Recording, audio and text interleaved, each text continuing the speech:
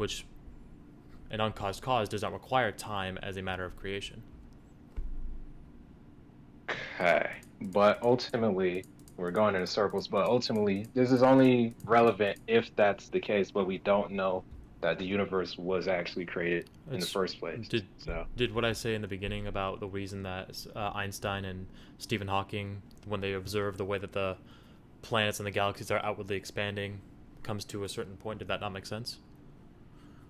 no, well, first of all, I think the word nothingness is not the same as like no thing. Like nothingness Yep. in quantum is actually a bit different. So, Yeah. could have arised from that.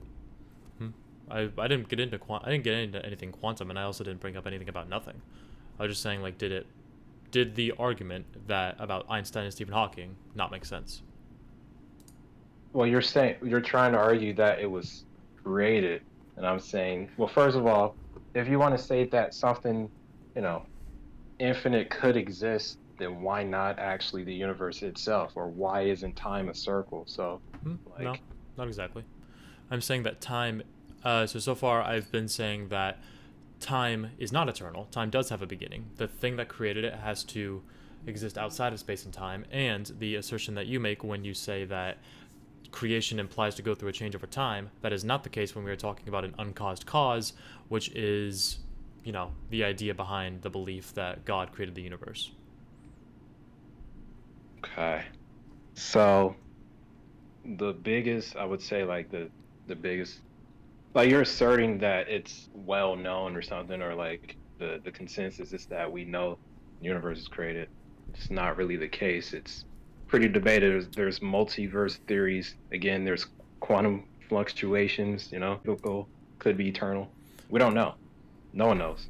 Okay, then the if you have ultimately some type of defeater for the idea that Stephen Hawking observed the universe, then I'd be all ears because the way that it's explained in their theory makes sense to me. Um, well, first of all, you don't necessarily need a defeater. All you have to do is just show that the evidence is inadequate or there's equally strong things Yeah, that's fine. like You don't have to just uh, you just don't have to outright dismantle the entire theory. But if you're just gonna say I don't know, that's fine.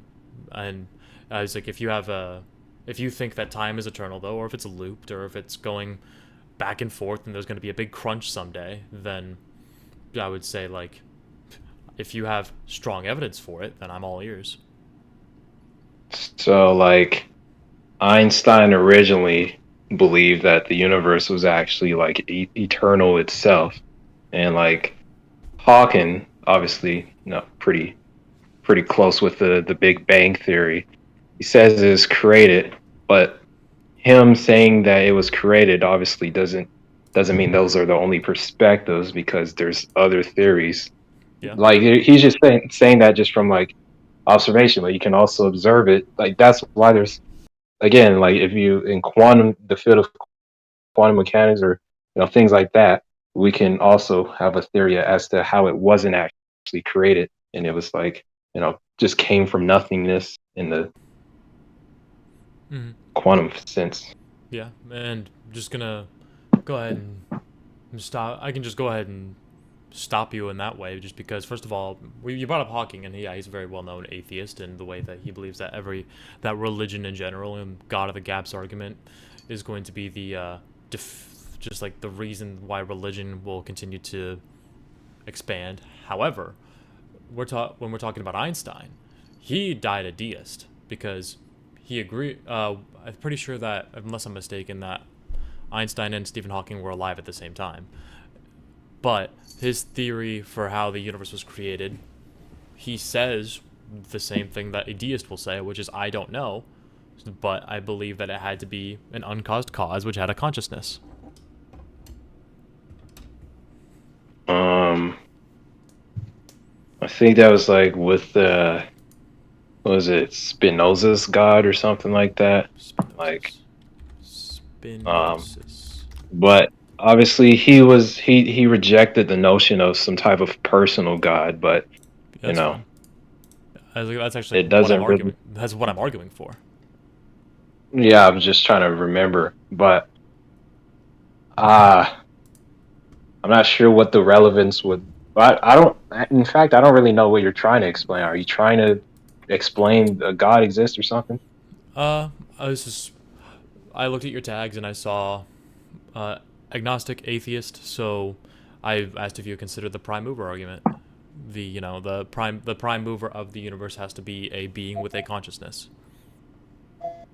Well, I, well, consciousness is separate, but hang on, I gotta open a door right quick.